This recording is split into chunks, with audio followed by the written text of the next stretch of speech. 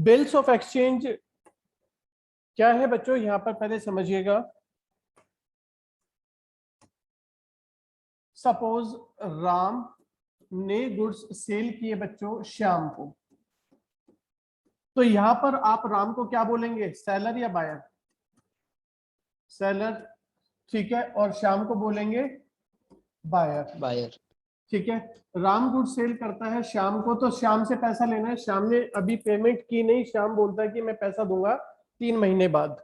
राम कहता है यार तुम कह रहे 3 महीने बाद पेमेंट करोगे, मुझे तो भरोसा है नहीं आपके ऊपर कि आप मुझे 3 महीने बाद पेमेंट कर दोगे, लेकिन कोई बात नहीं, मजबूरी है मेरी, मुझे सामान बेचना ही पड़ेगा। लेकिन एक काम करो। श्याम ने क्या किया, एक स्टैम्प पेपर लिया और उसके ऊपर लिखा। राम ने स्टैम्प पेपर लिया, लिखेगा कौन, राम लिखेगा स्टैम्प पेपर के ऊपर कि you mister Shyam have to pay me this much of money after 3 months, are you agreed? तो श्याम इसके ऊपर साइन कर देगा, yes I agreed, I will pay the money. तो बच्चों यहां पर राम कौन है, बिल का मेकर है। बिल कौन बना रहा है, राम बना रहा है। और बिल को एक्सेप्ट कौन कर रहा है कि हाँ जी पेमेंट मैं दे दूंगा, ये कौन कह रहा है, ये कह रहा है श्याम। तो श्याम एक्सेप्टर, श्याम ने एक्सेप्ट कर ली इसकी बात। अच्छा क्रेडिटर कौन है बच्चों यहाँ पर, राम है या श्याम है? राम। राम क्रेडिटर है।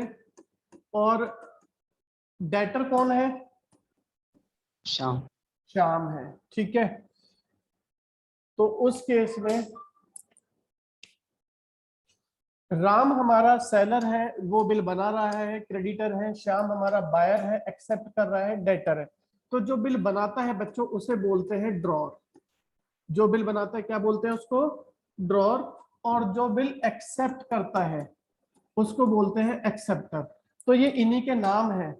जो क्रेडिटर होता है, जो सामान बेचता है, उसे सेलर भी बोल सकते हैं। वो बिल बनाता है तो उसे मेकर भी बोल सकते हैं। उसने पैसा लेना है तो वो क्रेडिटर है, वो बिल बनाता है, ड्रॉ करता है, तो हम उसे ड्रॉर भी बोल सकते हैं। बिल कौन एक्सेप्ट करता है, जिसने पैसा देना है, जिसने सामान परचेज किया है, डेटर है, वो एक्सेप्टर बन जाता है। ठीक है। इस बिल के अंदर बच्चों क्या है, एक ऑर्डर दिया गया है। ठीक है। इस बिल के अंदर क्या कहा है, राम ने क्या किया है, श्याम को ऑर्डर दिया कि श्याम मुझे 3 महीने बाद आप पेमेंट कर देंगे। इस बिल के फीचर्स देखिए, इस बिल के अंदर ऑर्डर है। ऑर्डर अनकंडीशनल है। अनकंडीशनल है मतलब पेमेंट जो करनी है वो अनकंडीशनल है। पेमेंट करनी है तो मतलब करनी है, कोई इफ एंड बट नहीं है। एक स्पेसिफिक पीरियड के लिए बनाया जाता है ये बिल। और इसके अंदर जो अमाउंट होता है वो एक स्पेसिफिक अमाउंट होता है, फिक्स्ड अमाउंट होता है, वो कोई वेग अमाउंट नहीं होता। एक स्पेसिफिक अमाउंट के लिए बनाया जाता है बिल। बिल ड्रॉ कौन करता है, क्रेडिटर करता है। बिल एक्सेप्ट कौन करता है, बायर करता है, डेटर करता है। ठीक है। तो देखते हैं बच्चों इस बिल क्या, यहां पर श्याम ने बिल एक्सेप्ट करके किसको दे दिया है, राम को। 3 महीने बाद बच्चों अब क्या होगा बता सकते हैं आप, आफ्टर 3 मंथ्स क्या होगा, श्याम जाएगा किसके, राम जाएगा श्याम के पास, लाओ भाई श्याम पेमेंट कर दो, और श्याम इसको बिल के अगेंस्ट पेमेंट कर देगा। यहां पर इस बिल के ट्रीटमेंट के ड्यू डेट को 4 तरह के ऑप्शन होते हैं। फर्स्ट है, यदि राम इस बिल को अपने पास रखेगा, रिटेन करेगा इस बिल को टिल मेच्योरिटी, तो क्या होगा बता सकते हैं, श्याम पेमेंट कर देगा राम को। दूसरा ट्रीटमेंट है इस बिल का कि राम इस बिल को लेकर के किसके पास जा सकता है, बैंक के पास जा सकता है। तो आप उसे कहते हैं discounted the bill from bank. Bill को यदि हम लेकर के बैंक के पास जाते हैं, बोलते हैं भाई पेमेंट आप बैंक हमें दे दो, 3 महीने बाद आपको पेमेंट शाम से मिल जाएगी बिल के अगेंस्ट, तो उसको बोलते हैं discounting the bill of exchange from bank. Third होता है बच्चों, ऐसा भी तो हो सकता है कि राम का भी कोई क्रेडिटर हो। मान लो मोहन को पैसा लेना था राम से, मोहन गया राम के पास, लाओ भाई राम पैसा दो। राम कहता भाई मेरे पास पैसा तो नहीं है, बट एक बिल रखा हुआ है, वो बिल है श्याम का, ये बिल आप ले लो और 3 महीने बाद आपको पेमेंट शाम से मिल जाएगी, मेरे ऊपर भरोसा नहीं है। तो इसको क्या कहेंगे, endorsement of bill bye draw two third person. बात समझ गए बच्चों क्या हो रहा है यहाँ पर? अगर राम इस बिल को अपने पास रखता है पहले कंडीशन, तो पैसा राम को मिल जाएगा ड्यू डेट को शाम से। दूसरी कंडीशन है कि राम वेट नहीं कर सकता 3 महीने तक, तो बैंक से जाकर के पेमेंट ले लेगा और बैंक बिल के अगेंस्ट पेमेंट लेगा शाम से ड्यू डेट को। तीसरा ऑप्शन होता है बिल का कि हम ये बिल, यानी कि जिसके पास ये बिल है, ड्रॉर के पास ये बिल है, तो वो ये बिल किसी थर्ड पर्सन को इंडोर्स कर सकता है, ट्रांसफर भी कर सकता है।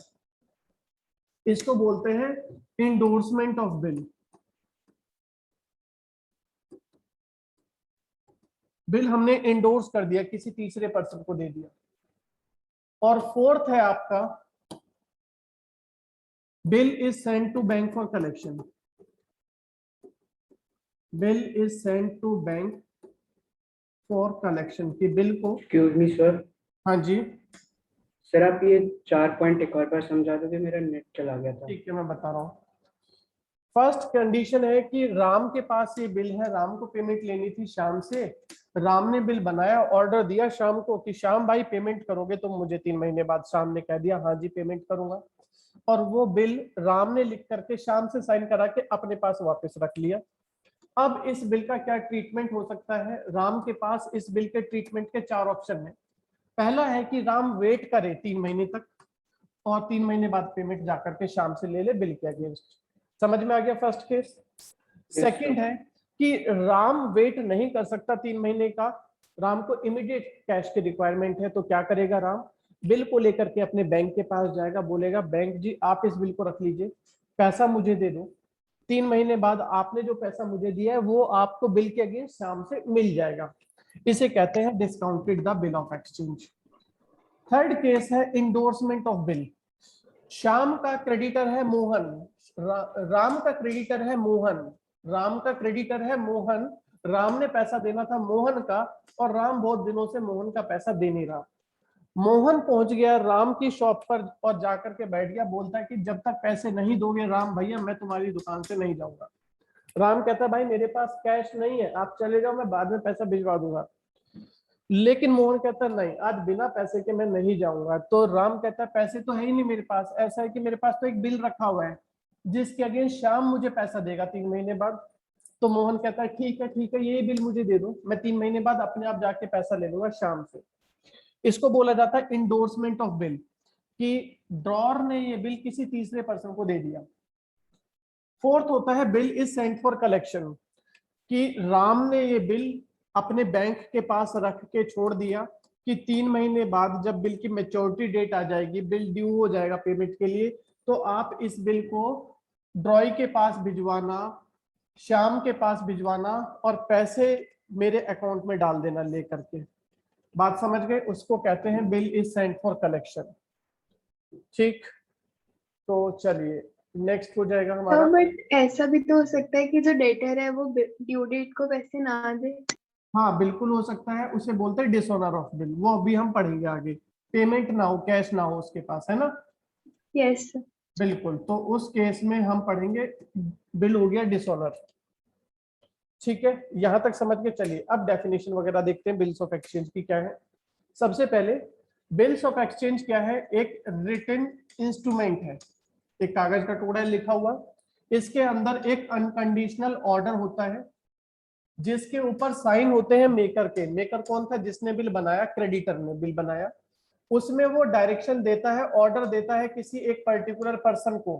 किस बात का ऑर्डर देता है? कुछ पैसा देने के लिए ऑर्डर देता है, to pay a certain some of money. Payment किसको दी जानी है? जो पर्सन ऑर्डर कर रहा है उसको पेमेंट की जानी है, या जिस पर्सन का बिल में नाम लिखा जाएगा उस पर्सन को पेमेंट होगी, या बियरर ऑफ द इंस्ट्रूमेंट, जिस पर्सन के पास ये बिल होगा, ये कागज का टुकड़ा होगा, उसको पेमेंट मिलेगी। This is the definition which is given by section 5 of negotiable instrument act 1881। एक बार फिर से देखिए, बिल ऑफ एक्सचेंज एक इंस्ट्रूमेंट है बच्चों, एक रिटन इंस्ट्रूमेंट है जिसके अंदर एक पर्सन दूसरे पर्सन को अनकंडीशनल ऑर्डर देता है कि आप मुझे एक पर्टिकुलर डेट को पेमेंट करेंगे। और पेमेंट किसको की जानी है? पेमेंट की जानी किसी पर्टिकुलर पर्सन को जिसका नाम मेंशन होगा बिल के अंदर, या जिस पर्सन के पास भी बिल होगा। नेक्स्ट, बिल किस तरह का बनाया जाता है बच्चों? ये स्पेसिमेन है बिल ऑफ एक्सचेंज का। इस तरह का बिल होता है, स्टैंप पेपर पर बनाया जाता है, स्टैंप लगी हुई होती है, कितने अमाउंट का बिल है वो मेंशन किया जाता है, कहां पर बिल ड्रॉ किया गया, किस डेट को बिल ड्रॉ किया गया ये मेंशन किया जाता है। ये जो मोहन है, मोहन हमारा ड्रॉर है, मेकर है, जो बिल बना रहा है। कौन था? क्रेडिटर, जिसे पैसे लेने हैं। ये ऑर्डर किसको दे रहा है? सोहन को ऑर्डर दे रहा है। सोहन कौन है? डेटर है, ठीक है, जिसने पेमेंट करनी है, इसको ऑर्डर दे रहा है और कह रहा है मोहन कि 3 महीने बाद पेमेंट आप कर देना राजीव को 50,000 की। तो यहां पर हो गई हमारी 3 पार्टीज। एक तो हो गया मेकर, क्रेडिटर, जिसको हम टेक्निकली ड्रॉर बोलते हैं। दूसरी पार्टी हो गई सोहन, डेटर, एक्सेप्टर, या जिसको आप टेक्निकली ड्रॉई भी बोलते हैं। तीसरा पर्सन हो गया राजीव, जिसको पेमेंट मिलेगी, जिसको आप पे भी बोलते हैं। यहां पर 3 पार्टीज होती हैं, ड्रॉर जो बिल बनाता है, ड्रॉई जो बिल एक्सेप्ट करता है, पेई जिसे पैसा मिलेगा। ड्रॉर और पेई कई बार सेम भी होते हैं, ड्रॉर और पेई कई बार सेम भी होते हैं। अगर ड्रॉर अपने पास ही बिल को रखता है तो पैसा फिर ड्रॉर को ही मिलेगा, ड्रॉर भी पेई बन जाएगा। लेकिन अगर ड्रॉर ने ये बिल अपने पास ना रख करके किसी थर्ड पर्सन को भेज दिया तो उस केस में वो थर्ड पर्सन हमारा पेई बन जाएगा, कि पैसा जिसको मिलेगा थर्ड पर्सन को पेमेंट मिलेगी। ठीक है बच्चों, इतना जल्दी से समझिए। फीचर्स क्या है बच्चों बिल्स ऑफ एक्सचेंज के, जो आपने डेफिनेशन पढ़ी, यदि हम उसी को ब्रेक कर रहे हैं तो हमारे सामने बिल्स ऑफ एक्सचेंज के फीचर्स आ रहे हैं। सबसे पहला, इसके अंदर एक रिटन ऑर्डर होता है, इसके अंदर साइन होते हैं जिसने बिल बनाया है, ऑर्डर अनकंडीशनल होना चाहिए और किसी पर्टिकुलर पर्सन के लिए होना चाहिए। It is an unconditional order to a person. जो पर्सन ऑर्डर देता है उसे ड्रॉर बोला जाता है, और जिस पर्सन को पेमेंट करने का ऑर्डर दिया गया उसे ड्रॉई बोला जाता है। ठीक है। अच्छा एक बात बताओ, राम ने गुड्स सेल किए शाम को, तो यहां पर ड्रॉर कौन होना चाहिए और ड्रॉई कौन होना चाहिए? ऑर्डर कौन देगा? पेमेंट कर देना भाई, ऐसा ऑर्डर कौन देगा? राम ने गुड्स सेल किया शाम को, तो राम ऑर्डर देगा, तो राम कौन बन गया? ड्रॉर। और जिस पर्सन को ऑर्डर दिया जाता है, यानी कि जिस पर्सन ने पेमेंट करनी है, वो कौन होगा? ड्रॉय। ड्रॉइंग। ड्रॉई को एक स्पेसिफिक अमाउंट पे करना होता है, ड्रॉई मस्ट एक्सेप्ट इट, वो बिल के ऊपर साइन भी करेगा कि हाँ जी मैं पेमेंट कर दूंगा। अमाउंट स्पेसिफाइड होना चाहिए बिल ऑफ एक्सचेंज के अंदर। It specify the date by which the amount should be paid, date भी स्पेसिफाई होती है कि कब पेमेंट करनी है। It is accepted by drawee. बच्चों राम ऐसे ही किसी भी पेपर पर लिख दे, शाम आप मुझे 3 महीने बाद पेमेंट करोगे 50,000 की, तो क्या वो डॉक्यूमेंट वैल्यूएबल है बिना श्याम के सिग्नेचर के, जब तक श्याम माने नहीं उस बात को? No sir. नहीं, तो इसीलिए श्याम की एक्सेप्टेंस जरूरी है बिल को वैल्यूएबल बनाने के लिए। अगर श्याम कह देता yes I accepted, I will पे योर मनी, श्याम के सिग्नेचर है उसके ऊपर, तो वो डॉक्यूमेंट वैल्यूएबल है। अदरवाइज अगर श्याम ने एक्सेप्ट नहीं किया, श्याम के सिग्नेचर नहीं है बिल्स ऑफ एक्सचेंज के ऊपर, तो वो डॉक्यूमेंट वैल्यूएबल नहीं है, वो बिल ऑफ एक्सचेंज बेकार है। आगे देखिए बच्चों, पार्टीज कौन कौन होती हैं बिल्स ऑफ एक्सचेंज में? पार्टीज होती हैं 3, ड्रॉ, ड्रॉई, पे। राम ने गुड सेल किए शाम को, तो राम हो गया यहाँ पर drawer. Drawer is a person who makes the bill or writes the bill of exchange. Ram ने गुड सेल किए शाम को, तो राम एक बिल लिखेगा, उसमें ऑर्डर देगा वो कि हाँ जी शाम आप मुझे पेमेंट कर देना। तो राम हमारे लिए जो गुड सेल कर रहा है, जो बिल बनाता है, वो ड्रॉर कहलाता है। और ये वो पर्सन होता है जो उधार पर सामान बेचता है, जो उधार देता है, जिसे पैसा लेना है, हम इसे क्रेडिटर भी बोल सकते हैं। ठीक है। श्याम कौन है? श्याम है ड्रॉई, जिसे गुड्स सेल किया गया, ये बायर है जिसने पेमेंट करनी है। The person to whom credit has been granted, जिसको उधार दिया गया, जिसने पेमेंट करनी है, वो ड्रॉई कहलाता है। पेई होता है वो पर्सन, पेई होता है बच्चों वो person whose name is mentioned in bill of exchange, the amount to whom is to be paid, जिसको पैसा दिया जाएगा, जिसको पेमेंट करने के लिए बोला गया है, वो पर्सन पे होगा। राम, श्याम, राम कौन है बच्चों? ड्रॉर है, पैसा लेना है। श्याम कौन है? ड्रॉई है, श्याम ने पैसा देना है। अगर राम इस बिल को अपने पास रखता है तो श्याम किसको पेमेंट करेगा? राम को ही पेमेंट करेगा। उस केस में ड्रॉर ही क्या बन जाएगा? पे। लेकिन राम ने यदि ये बिल ऑफ एक्सचेंज उठा करके किसको दे दिया? मोहन को दे दिया, तो बिल किसके पास है? मोहन के पास है 3 महीने बाद। तो श्याम किसको पेमेंट करेगा? मोहन को। तो उस केस में पेई बन जाएगा मोहन। तो payee is the person named in the bill of exchange to whom the amount is to be paid. जिसको पैसा मिलेगा वो पेई है। ड्रॉर में बी द पे, ड्रॉर भी पेई हो सकता है यदि वो बिल को अपने पास रखे तो।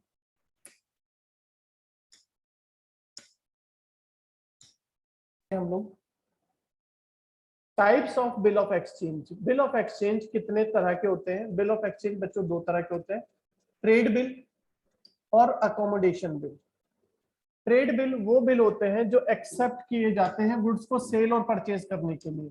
Bill of exchange drawn and accepted for trade transactions, goods को सेल और परचेज करने के लिए वो ट्रेड बिल होते हैं। दूसरा होता है एकोमोडेशन बिल। एकोमोडेशन होते हैं जब 2 लोग आपस में म्यूचुअल हेल्प के लिए बिल ड्रॉ कर लेते हैं तो उसे क्या बोला जाएगा? Accommodation bill. बच्चों ट्रेड बिल आपको समझ में आ गया?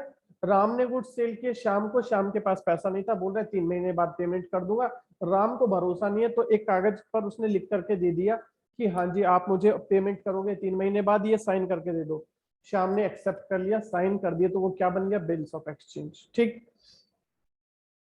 वो बन गया हमारा ट्रेड बिल। अकोमोडेशन बिल कौन सा बच्चों? अकोमोडेशन बिल बनाया जाता है म्यूचुअल हेल्प के लिए। म्यूचुअल हेल्प कैसे होती है ये मैं बता देता हूं। अकोमोडेशन बिल में क्या है बच्चों? मान लो यहां पर हमारे पास में 2 बच्चे हैं, ये 2 बच्चे हैं एलन और अर्जुन। एलन और अर्जुन ये दोनों दोस्त हैं, लेकिन दोनों को आज की डेट में पैसे की जरूरत है। दोनों को चाहिए 50,000 रुपीज, लेकिन दोनों के पास ही पैसे नहीं है। अब क्या करें? दोनों को ये भी भरोसा है कि 3 महीने बाद हमें कहीं से पैसा मिल जाएगा। आज कुछ काम है दोनों को 50,000 का, तो दोनों क्या करेंगे? आपस में कोई भी ड्रॉर बन जाएगा, कोई भी बन जाएगा ड्रॉई, और एक बिल बना लेंगे। कितने का? 1 लाख रुपीज का। ये बिल को कहाँ लेकर के जाएंगे बच्चों? ये बिल को लेकर के जाएंगे बैंक के पास। बैंक को दे देंगे, बोलेंगे आप हमें 1 लाख रुपए दे दो इस बिल के अगेंस्ट, और 3 महीने बाद आपको इस बिल के अगेंस्ट ड्रॉई पेमेंट कर देगा बिल की। तो इसको बोलते हैं drawn of bill against mutual accommodation. ठीक है, जहां पर आपने बिल बनाया एकोमोडेशन बिल, 3 महीने बाद जब बैंक जाएगा पेमेंट लेने के लिए तो दोनों लोग आपस में 50,000 इकट्ठे करेंगे और पेमेंट कर देंगे बिल को। ये कहलाता है एकोमोडेशन बिल। ये हमारे सिलेबस में फिलहाल नहीं है, तो हमारे सिलेबस में हमने सिर्फ ट्रेड बिल पढ़ना है बच्चों। आगे देखिए इसके बाद में एडवांटेजेस क्या है बच्चों बिल्स ऑफ एक्सचेंज की। क्या फायदा है? आप इजीली गुड्स को सेल और परचेज कर पा रहे हैं क्रेडिट पर। अदरवाइज क्रेडिट पर सेल करने से पहले आप डरते थे, पता नहीं सामने वाला पेमेंट देगा या नहीं देगा। दूसरा, आप इस बिल को बैंक से डिस्काउंट करा सकते हैं। अगर आपको अर्जेंट कैश की रिक्वायरमेंट है तो बिल को लेकर के जाइए और बिल के अगेंस्ट पेमेंट आपको बैंक से मिल जाएगी। Easy to recover the amount, आप आसानी से पैसा रिकवर कर सकते हैं क्योंकि आपके पास में वैलिड एविडेंस है डेट का। इंडोर्समेंट, अगर आपने किसी तीसरे पर्सन को पेमेंट करनी है, आपके पास कैश नहीं है, तो आप उसको बिल भी दे सकते हैं। Certainty as to payment, payment मिलने की सर्टेनिटी रहती है क्योंकि आपके पास में वैलिड एविडेंस है। No reminder to debtor, debtors हमारे कन्वर्ट हो जाते हैं बिल्स रिसीवेबल में। It is a convenient means of trade remittances, business में इधर उधर कैश लेकर के चलने की जरूरत नहीं होती, बिल के थ्रू आप रेमिट कर सकते हैं amount. It is a valid evidence of debt, आपने उधार लिया हुआ है, उधार दिया हुआ है, उसका ये वैलिड एविडेंस होता है।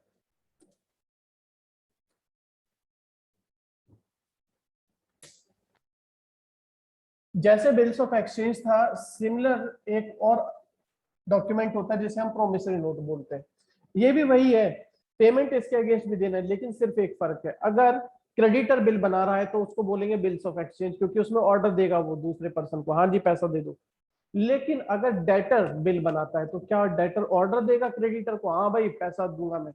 डेटर क्या करता है, डेटर प्रॉमिस करता है कि मैं पेमेंट कर दूंगा 3 महीने बाद, उसको बोलते हैं प्रोमिसरी नोट। तो प्रोमिसरी नोट की डेफिनेशन भी सेम है जो आपकी बिल्स ऑफ एक्सचेंज की थी, लेकिन एक वर्ड चेंज है बस। Promissory note is an instrument in writing containing N unconditional order की जगह यहाँ पर अंडरटेकिंग है। अंडरटेकिंग का मतलब होता है promise, signed by the maker directing a certain person to pay a certain sum of money only to or to the order of or to the certain person or to the bearer of instrument। पूरी की पूरी definition same है, सिर्फ change हुआ एक word undertaking. Bills of exchange के अंदर क्या होता था, ऑर्डर। प्रोमिसरी नोट के अंदर क्या है, प्रॉमिस।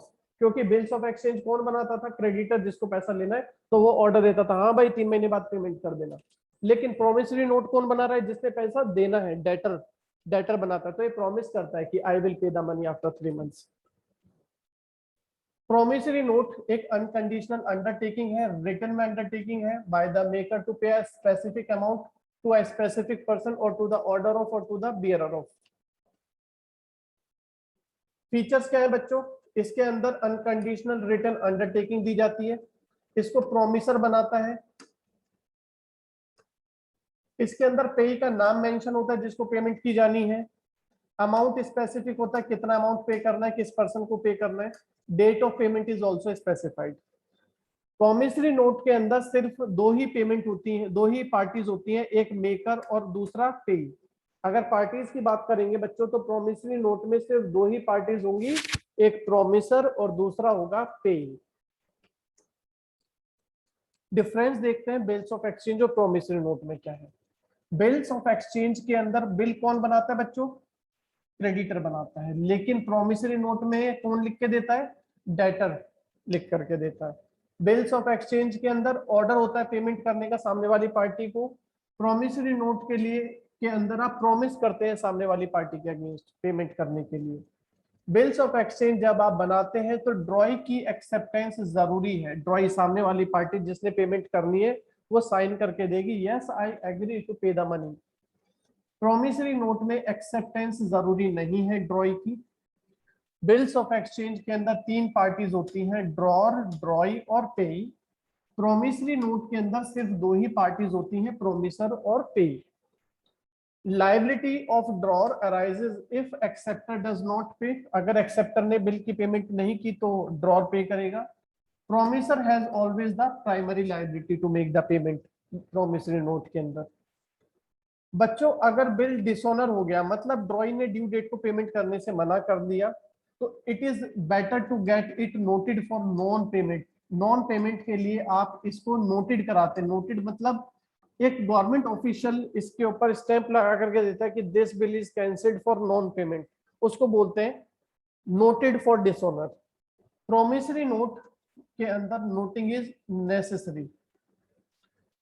कितनी कॉपीज होती हैं, बिल्स ऑफ एक्सचेंज अगर फॉरेन बिल है तो उस केस में 3 कॉपीज होंगी, अदरवाइज सिर्फ एक ही कॉपी होगी। लेकिन प्रोमिसरी नोट में हमेशा सिर्फ एक ही कॉपी होगी। स्टैम्प पेपर पर बनाया जाता है। Bill payable on demand need not to be stamped but otherwise stamp would be necessary. Promissory note के अंदर it is stamped in any case, promissory note हमेशा स्टैम्प पर ही बनाया जाएगा। नेक्स्ट है हमारा बच्चों इसके बाद में इंपॉर्टेंट टर्म्स। ये टर्म्स बहुत इंपॉर्टेंट है, अगर ये टर्म्स आपको क्लियर नहीं हुई तो चैप्टर समझ में नहीं आएगा। तो अभी साथ के साथ मुझे बता देना अगर किसी बच्चे को डाउट होता है तो। सबसे पहले ड्रॉर बच्चों समझ गए हैं। ड्रॉर वो पर्सन होता है जो बिल लिखता है, बिल बनाता है, बेसिकली एक क्रेडिटर होता है जिसने पैसा लेना है, ठीक है। ड्रॉई वो पर्सन होता है जिसके लिए बिल बनाया गया है, ये वो पर्सन होता है जिसको क्रेडिट मिला है, जिसने पेमेंट करनी है। तो ड्रॉर होता है क्रेडिटर और ड्रॉई होता है डेटर।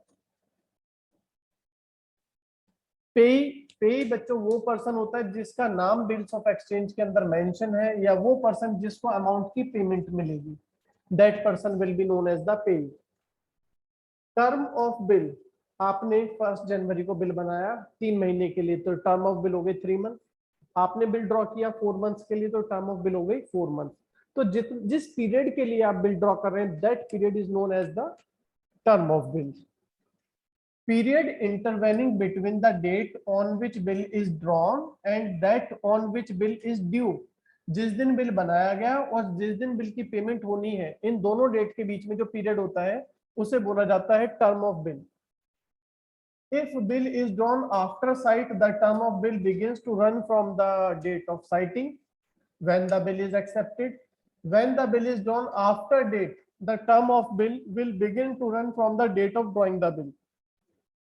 बच्चों ये बात समझ में आई क्या आपको? ये समझ में नहीं आया? ये देखिए, राम ने बिल ड्रॉ किया 1 अप्रैल को, 1 अप्रैल 2021 को 3 मंथ्स के लिए, 3 मंथ्स का बिल है, और श्याम ने इसको एक्सेप्ट कर लिया कि हाँ जी मैं 3 महीने बाद पेमेंट कर दूंगा। लेकिन जो श्याम ने एक्सेप्ट किया है वो किया है 10 अप्रैल को। तो 2 तरह के बिल होते हैं। अगर बिल आफ्टर डेट होता है, ध्यान देना, अगर बिल आफ्टर डेट होता है तो आपके 3 मंथ्स काउंट होंगे 1 अप्रैल से पेमेंट के लिए। लेकिन बिल अगर आफ्टर साइट होता है तो साइट में श्याम ने कब देखा बिल, कब साइन किया बिल के ऊपर, 10 अप्रैल को, तो उस केस में आपके 3 मंथ्स काउंट होंगे 10 अप्रैल से। ठीक है बच्चों, बात समझ गए? अगर बिल आफ्टर डेट है तो पीरियड कब से शुरू होगा? जिस दिन राम ने बिल ड्रॉ किया। अगर बिल हमारा आफ्टर साइट है तो 3 मंथ से शुरू होंगे वहां से जहां से पर श्याम ने बिल को एक्सेप्ट किया था। ड्रॉ किया गया बिल 1 अप्रैल को और एक्सेप्ट किया गया बिल 10 अप्रैल को।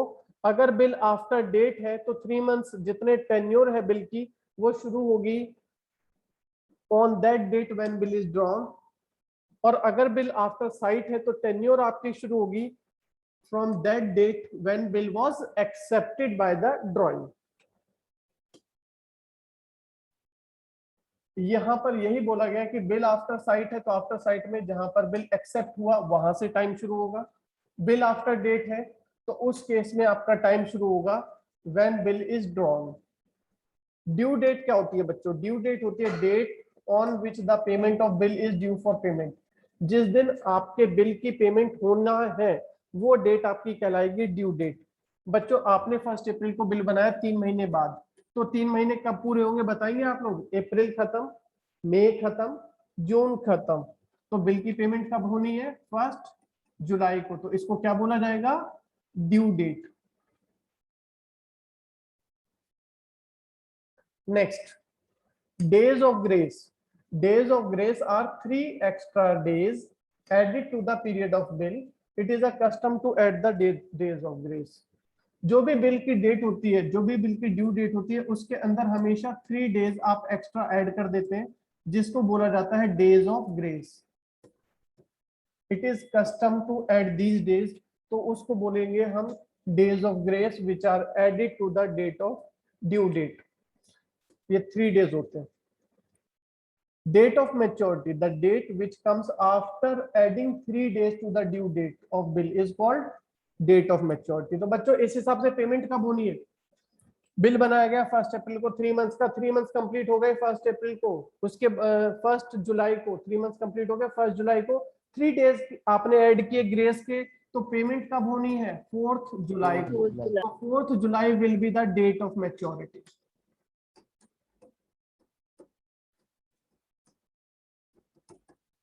अच्छा एक बात और, जब आप न्यूमेरिकली सॉल्व करेंगे तो डेट ऑफ मैच्योरिटी और डेट ऑफ ड्यू डेट एक ही काउंट होता है, यानी कि 3 डेज ऐड करके। और एक बात और मैं बता दूं, अगर 3 डेज को ऐड करके या डेट ऑफ मैच्योरिटी, कभी भी आपकी डेट ऑफ मैच्योरिटी यदि नेशनल हॉलीडे के केस में है, तो नेशनल हॉलीडे कौन कौन से होते हैं बच्चों? इंडिपेंडेंस डे, रिपब्लिक डे और गांधी जयंती।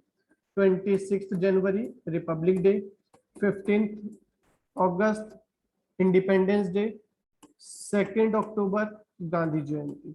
ये क्या है? National holiday. अगर नेशनल हॉलीडे के केस में आपका बिल आता है तो बिल की पेमेंट होगी बिफोर 1 डे, एक दिन पहले। अगर कोई बिल की डेट 26 जनवरी को आ गई ड्यू डेट, तो उस केस में आपको पेमेंट कब करनी होगी? 25 जनवरी को। 15 अगस्त आ गई तो आपको पेमेंट करनी पड़ेगी 14 अगस्त को। 2 अक्टूबर आ गई तो आपको पेमेंट करनी पड़ेगी 1 अक्टूबर को, एक दिन पहले। लेकिन बच्चों, in case of emergency holiday, emergency holiday मतलब इन डेज के अलावा कोई भी वो डेट जिस दिन ड्यू डेट थी उस दिन बैंक बंद है, बैंक हॉलीडे है, तो उसको बोलेंगे इमरजेंसी हॉलीडे। इमरजेंसी हॉलीडे के केस में आपका जो डेट ऑफ मैच्योरिटी होगी वो एक दिन बाद की रखी जाएगी। बात क्लियर बच्चों? ये नोट कर लेना। नेशनल हॉलीडे के केस में डेट ऑफ मैच्योरिटी एक दिन पहले, इमरजेंसी हॉलीडे के केस में डेट ऑफ मैच्योरिटी एक दिन बाद में।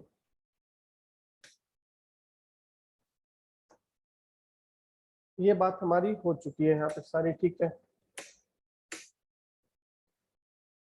इसके बाद है हमारा, चलिए पहले इससे रिलेटेड क्वेश्चंस कर लेते हैं। अब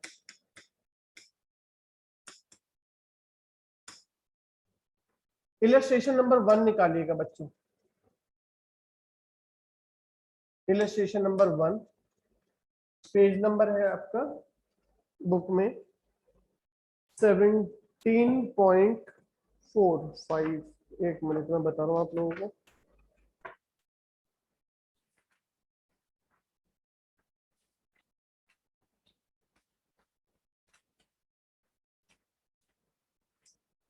सेवनटीन पॉइंट सिक्स पर है बच्चों, इलस्ट्रेशन नंबर 1।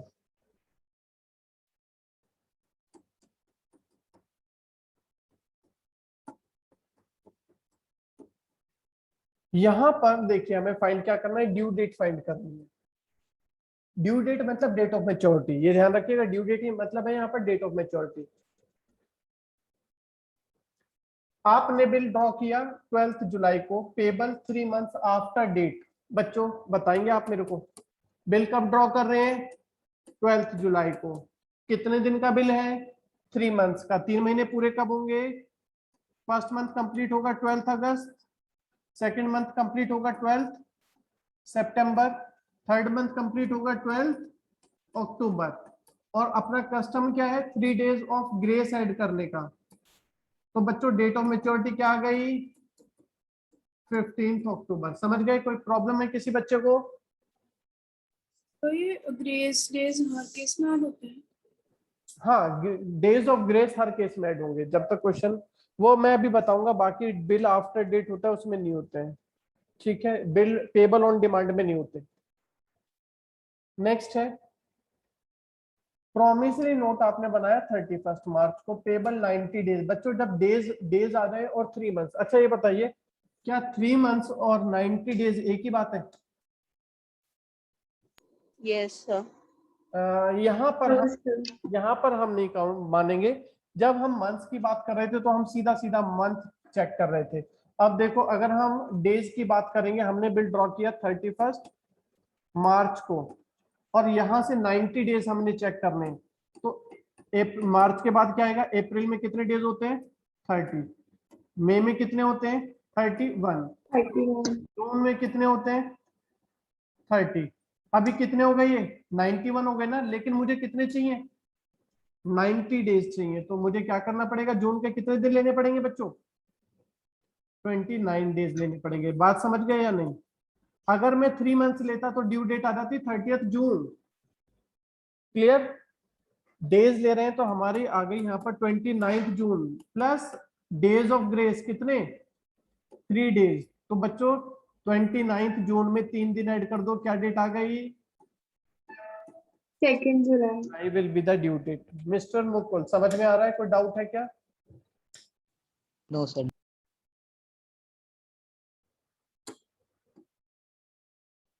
इसके बाद हम लोग करेंगे बच्चों थर्ड में बोला गया है this bill is after sight. और आफ्टर साइट में आपको बताया गया था कि we have to calculate the period from the date of acceptance.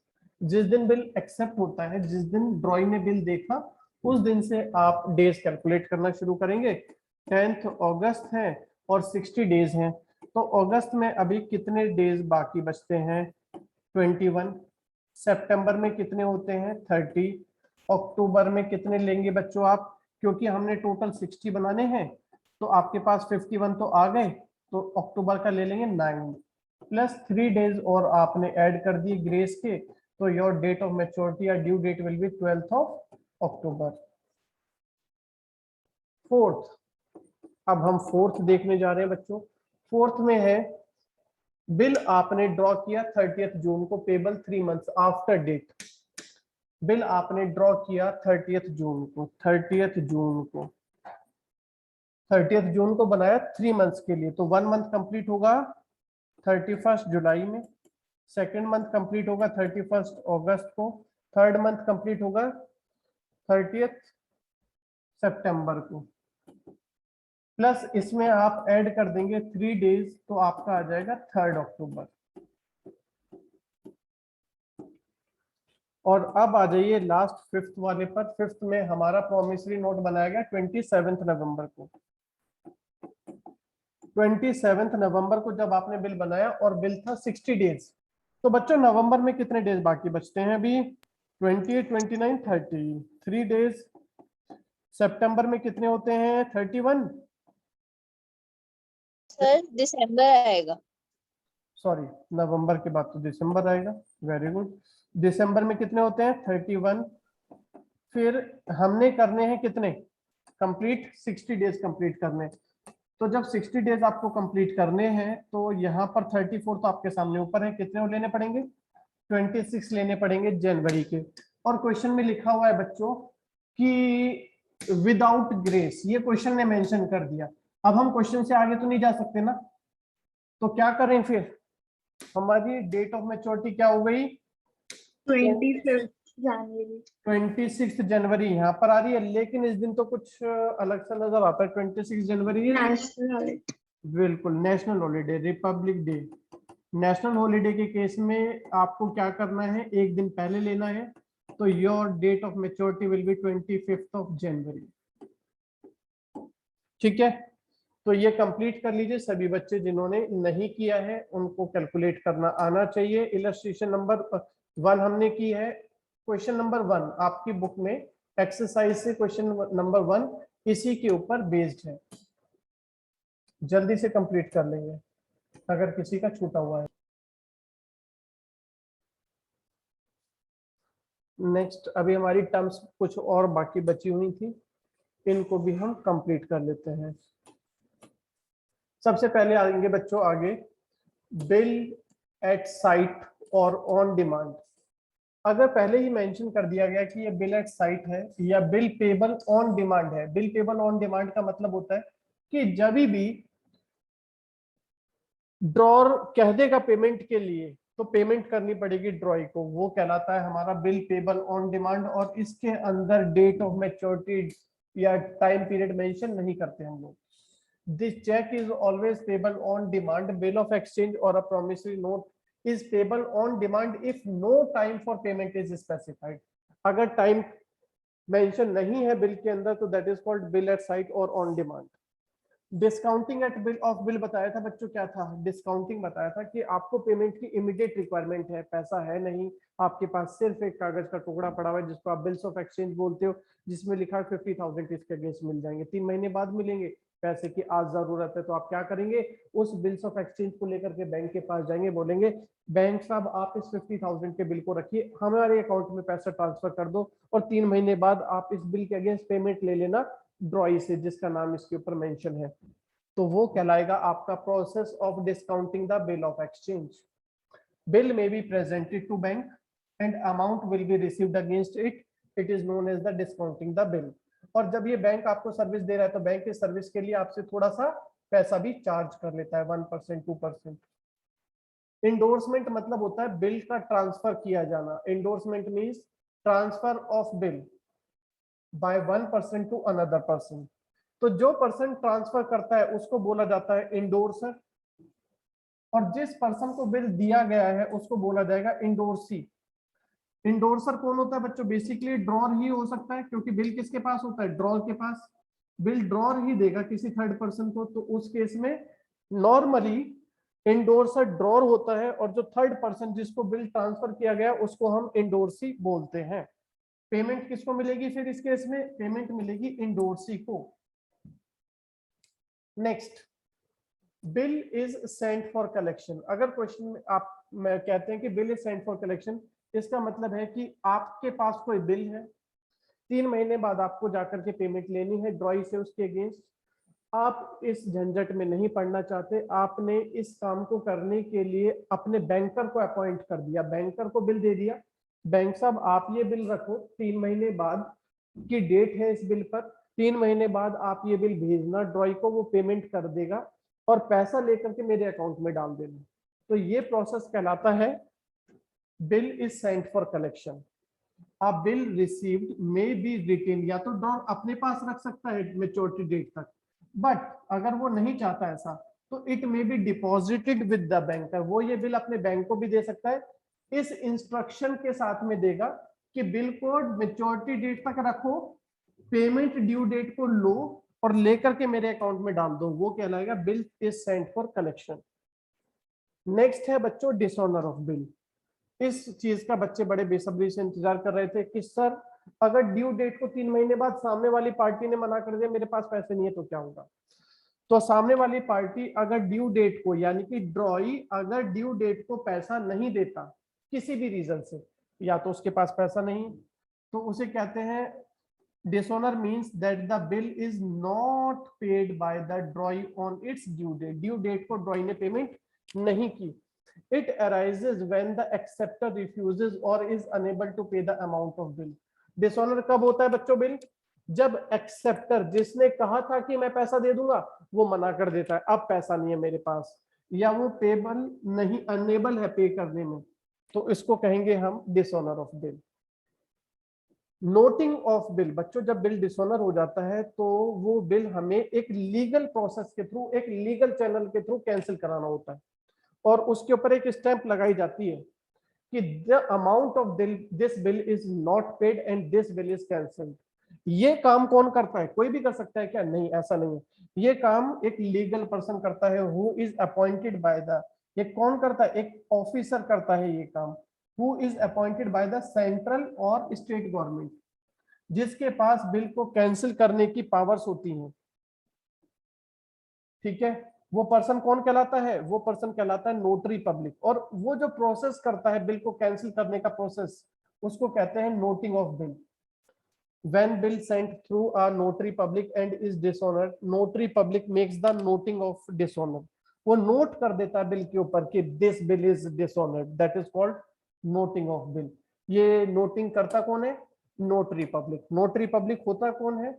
Officer और पर्सन अपॉइंटेड बाय सेंट्रल और स्टेट गवर्नमेंट, जिसके पास बिल के कैंसिल करने की पावर्स होती हैं। अब जो पर्सन बिल को कैंसिल करेगा, बच्चों फ्री में आजकल कोई सेवा नहीं देता, तो जो भी पर्सन अपॉइंट किया गया था, वो जो नोटरी पब्लिक था, वो बहुत नॉमिनल सी छोटी सी फीस चार्ज करता है अपने इस काम की, 100 रुपए, 50 रुपए, 200 रुपए। तो उस वो जो नोटिंग चार्जेस आप पे कर रहे हैं नोटरी पब्लिक को, this is the fee which is paid to the notary public for noting and protesting the bill of exchange is called noting charges. किसी बच्चे को यहां तक कोई डाउट है? वापस बोल सकते हैं अगर किसी को डाउट है तो। रिटायरमेंट ऑफ बिल क्या होता है बच्चों? ऐसा भी तो हो सकता है कि ड्रॉई के पास जिस पर्सन ने पेमेंट करनी थी, बिल के ऊपर डेट थी 3 महीने की, लेकिन जिस पर्सन ने पेमेंट करनी है उसके पास 3 महीने से पहले ही पैसा आ जाता है, तो वो ड्रॉ को अप्रोच करता है कि मेरे पास पेमेंट आ गई है, आप चाहो तो टाइम से पहले ही ले सकते हो। तो अगर टाइम से पहले पेमेंट की जाती है तो जिसने पेमेंट करनी थी, ड्रॉई ने पेमेंट करनी थी, वो कुछ एक्सपेक्टेशन भी रखता है कि मैं अगर टाइम से पहले पेमेंट कर रहा हूं तो मुझे डिस्काउंट मिल जाएगा, तो उसे कहते हैं retirement of bill. When the drawee pays the bill before its due date, it is called retirement of a bill। Clear हो गया बच्चों? कोई डाउट तो नहीं है इसके अंदर? नेक्स्ट, रिन्यूअल ऑफ बिल क्या होता है? रिन्यूअल ऑफ बिल का मतलब है पुराने बिल को कैंसिल करके नया बिल बनाना, क्या कहलाया जाता है? Renewal of bill. और जब नया बिल बनाते हैं तो बच्चों इंटरेस्ट अमाउंट भी इसके अंदर ऐड करते हैं। नेक्स्ट है हमारा एकोमोडेशन बिल। एकोमोडेशन बिल शुरू में बात हुई थी।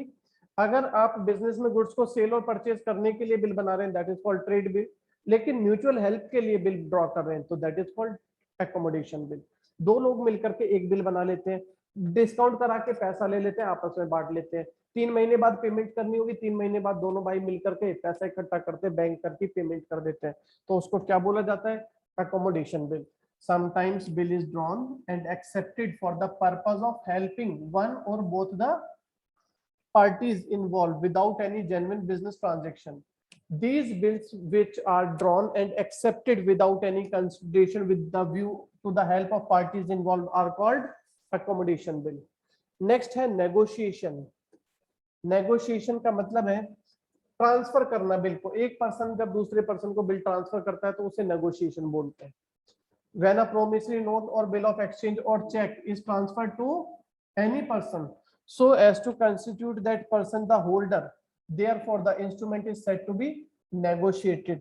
जिस पर्सन को ये बिल दिया जा रहा है उस पर्सन के पास राइट है पेमेंट रिसीव करने का, दैट इज कॉल्ड नेगोशिएशन। ठीक है, तो बच्चों यहां तक कोई डाउट है तो बताइए। इसके आगे हमारा अब नेक्स्ट अकाउंटिंग प्रोसेस होगा जिसके थ्रू हमें जर्नल एंट्री सीखनी है। 4 केसेस बताए थे, उन चारों केसेस की हम नेक्स्ट क्लास में जर्नल एंट्री सीखेंगे। तो आपको क्या करना है आज की क्लास में? फर्स्ट 7 पेजेस रीड करने हैं, पेज नंबर 17.1 से लेकर के 17.7 तक आपने रीड करना है और एक्सरसाइज से क्वेश्चन नंबर 1 सॉल्व करना है। ये क्वेश्चन आपका ड्यू डेट कैलकुलेट करने का है। ठीक है बच्चों, अगर किसी को कोई डाउट है तो बोलिए। सर आप इसकी रिकॉर्डिंग कहाँ पे डालोगे? ऐप के ऊपर रहेगी, बाकी यूट्यूब पर भी रहेगी, ग्रुप में भी डाल देंगे, कोई प्रॉब्लम नहीं है। ठीक है, okay thank you sir. Thank you sir. Okay ji.